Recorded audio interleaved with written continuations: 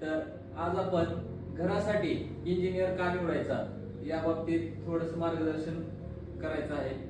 तर त्या बाबतीमध्ये काय विषय आहे की घर बनवत असताना त्या जागेचा प्रत्येक छोटा ना छोटा पार्ट हा आपल्याला कशा रीतीने कामात घ्यायचा आहे तो एक इंजिनियर व्यवस्थित रीतीने त्याच्या अनुभवानुसार सांगू शकतो।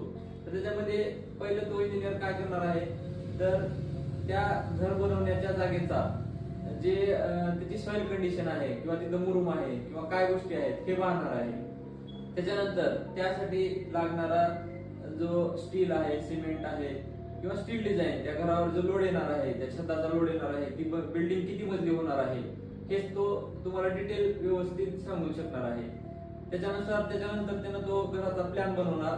तो प्लॅन झाल्यानंतर त्या प्लॅन नुसार त्या घराला स्टील डिझाईन तो स्टील स्ट्रक्चरल डिझायनर कडून प्रॉपर काढून घेणार, जे करून आपले जे मालक आहेत घराचे त्यांचं स्टील हे जास्त पण गेलं नाही पाहिजे आणि कमी पण नाही गेलं, ऍक्युरेट ते गेलं पाहिजे। मग जी सॉइलची कंडिशन आहे, मुरुमाची कंडिशन आहे तिथल्या, तर त्यानुसार तिथं योग्य फुटिंग कोणत्या पद्धतीची वापरली गेली पाहिजे तो एक हा इंजिनियर व्यवस्थितपणे तुम्हाला सांगू शकतो, जेणेकरून तुमच्या घराचं लाईफ वाढलं जाईल।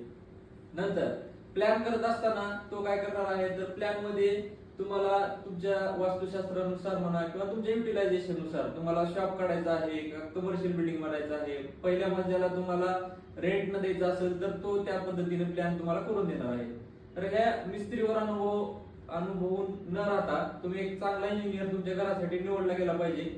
तो कुठल्याही तुमच्या कॉन्टॅक्ट मध्ये असेल पण इंजिनियर थ्रू तुम्ही त्या घराकडे म्हणजे पहिलं स्टेप तुम्ही इंजिनियरला भेटून तुमच्या घराचा चांगला प्लॅन काढून मग पुढे गेला पाहिजे, हे माझा ह्या व्हिडिओच्या माध्यमातून सांगण्याचा प्रयत्न आहे।